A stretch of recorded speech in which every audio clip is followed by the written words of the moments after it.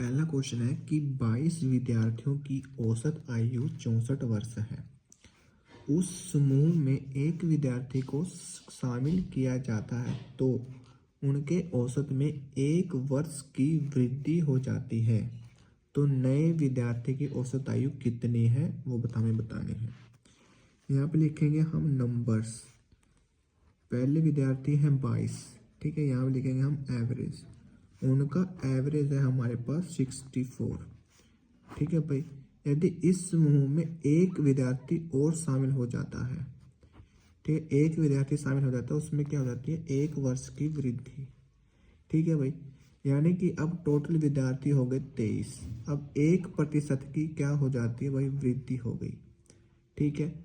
अब 1% की वृद्धि ये जो है इस पर होगी, ठीक है, 23 पर, यानी कि पहले था औसत 64, ठीक है। अब 1% की वृद्धि जो हुई है वो पूरे 23 के 23 विद्यार्थियों पर होगी, ठीक है, क्योंकि एक विद्यार्थी आया है और उसके आने से क्या होगी 1% की वृद्धि हो गई। अब एक बढ़ा ये पूरे 23 पे, ठीक है। तो 23 इसमें ऐड कर देंगे तो टोटल इनका जो भी आएगा वो नए विद्यार्थी की एवरेज जो है जो आयु है वो आ जाएगी, यानी कि 4 और 3 7, 6 और 2 8, यानी कि 87 आपका यहाँ पर राइट आंसर हो जाएगा।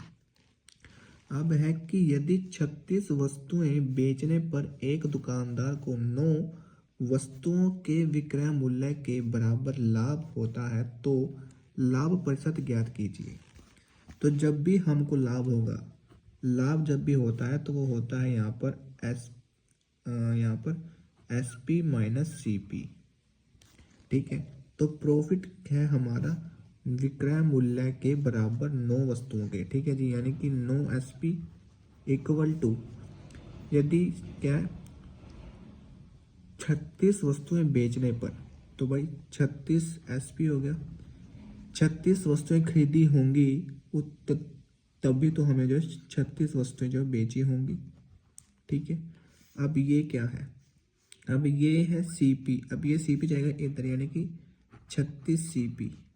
अब ये 2 था, सॉरी ये 9 था, 9। अब ये 9 जाएगा इधर, इधर जाके हो जाएगा माइनस का, तो इसमें से माइनस करेंगे तो ये हमारे पास बचेगा 27 SP, ठीक है। अब हम इनका बनाएंगे रेशियो SP। अब क्या होगा CP ये आ जाएगा, SP ये आ जाएगा, यानी कि 27/36, ठीक है। अब 9 से अगर हम काटते हैं 9 3 27, 9 चौका 36, 3/4 हमारा ये आ गया, यानी कि 3 की वस्तु 4 में बिकी, यानी कि 1% का लाभ 3 पर इंटू में 100, यानी कि आ जाएगा 33.33 या फिर 33 सही 1/3% का प्रॉफिट, ठीक है। आपका राइट आंसर हो जाएगा। अब नेक्स्ट है कि 66,300 को A और B के बीच इस प्रकार बांटा जाता है कि A को 8 वर्ष बाद प्राप्त होने वाली राशि जो है वो B को 10 वर्षों के बाद प्राप्त होने वाली राशि के बराबर हो, यदि चक्रवृद्धि ब्याज में प्रति वर्ष 10 रुपये की दर हो, ठीक है। यहाँ AB की जगह आपको जो है कह सकता है कि एक व्यक्ति है, उसके 2 बेटे हैं, ठीक है। तो इसको सोल्व करेंगे हम। एक है A, ये है B, इसको है 8 वर्ष बाद, ठीक है। 8 वर्ष, रेट क्या है 10, यानी कि A का 10% यानी कि 11, ठीक है। कितना लग रहा है 8 वर्ष इक्वल टू बराबर होगी B के 11/10 के बराबर होगी कितने 10 वर्षों में, ठीक है। यहाँ पर 8 है, यहाँ पर 10 है, यानी कि 8 गए 8 यहाँ पे, तो यहाँ पे बचेगी 2, यानी कि A इक्वल टू बचेगी हमारे पास B इंटू 10/11 की पावर 2, ठीक है। अब ये 10, अब इसको कर देंगे हम, ये हमारे पास आएगा A equal to B into में इसकी पावर हो जाएगी 121, ये आ जाएगा 100, ठीक है। अब ये जाएगा यहाँ पे, ये इसके यहाँ पे, यानी कि 100A इक्वल टू 121B। अब इसका ये हो जाएगा, इसका ये, यानी कि A/B हो जाएगा हमारे पास 121 इंटू में 100, ठीक है। अब हमें क्या करना है, टोटल वैल्यू हमारी कितनी आ गई है, हमारे पास तो आ गई 221।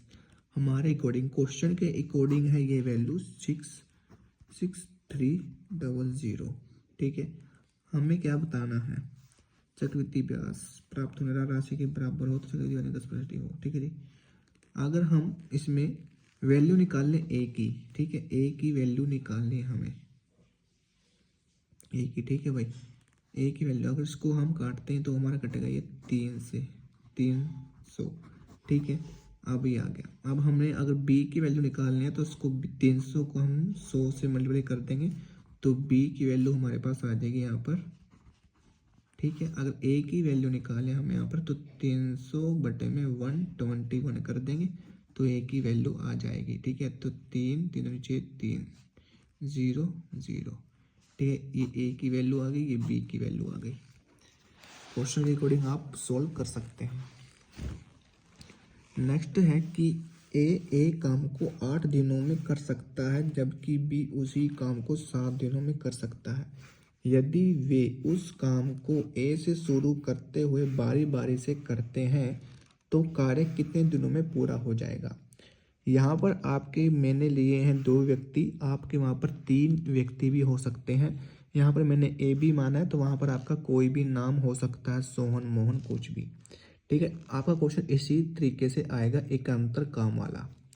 ठीक है, यानी कि ए है, ये है बी, ए करता है 8 दिनों में, बी करता है 7 दिनों में, इनका एलसीएम आ गया यानी कि 8 7 56। ये इसकी एफिशिएंसी 7 आ गई, इसकी एफिशिएंसी 8 आ गई। ठीक है जी, इस कार्य ए से शुरू करते हैं यानी कि पहले ए करेगा फिर बी करेगा, यानी कि 2 दिन में कार्य हमारा हो जाएगा 8 और 7 15। कार्य करना है 56। ठीक है जी, तो 56 कार्य करना है, 2 दिन में इतना हो रहा है। ठीक है जी, तो 15 दूनी 30, 15 15 चौके 60, 15 30, अगर 3 दिन कार्य करें, ठीक है, तो 3 दिन यानी कि 6 कार्य, 3 दिन, तो ये हो जाएगा हमारा कितना, 3, ठीक है, 3 दूनी 6, 3 पंजे 15, 3 45, 15 3 45, 45 काम हो जाएगा। ठीक है भाई, उसके बाद आएगा ए यानी कि 7वां दिन, 7वें दिन ए आएगा तो वो काम करेगा कितना, 7, 45 और 7 हमारे पास हो जाएगा यहाँ पर 52। ठीक है, उसके बाद आएगा बी यानी कि 8वां दिन, 8वें दिन आएगा बी, बी की एफिशिएंसी है 8। ठीक है, काम बचा है 4, एफिशिएंसी है 8 यानी कि 1/2, यानी कि 8 सही 1/2 जो है यहाँ पर टोटल डेज लगेंगे। अब नेक्स्ट है कि 2 संख्याओं का अनुपात 11:13 है, यदि उनका HCF 7 है तो संख्याओं का मान ज्ञात कीजिए। जब भी आपको अनुपात दिया हो और HCF दिया हो तो आपको जो है वो दोनों संख्याओं को 7 से मल्टीप्लाई कर देनी है, लेकिन ये जो 7 है ये हमारा HCF होना चाहिए, HCF। ठीक है, तो 11 7 77 रेशो 13 7 13 7 91, ये जो आपकी संख्याएं आ जाएंगी 77 रेशियो में 51।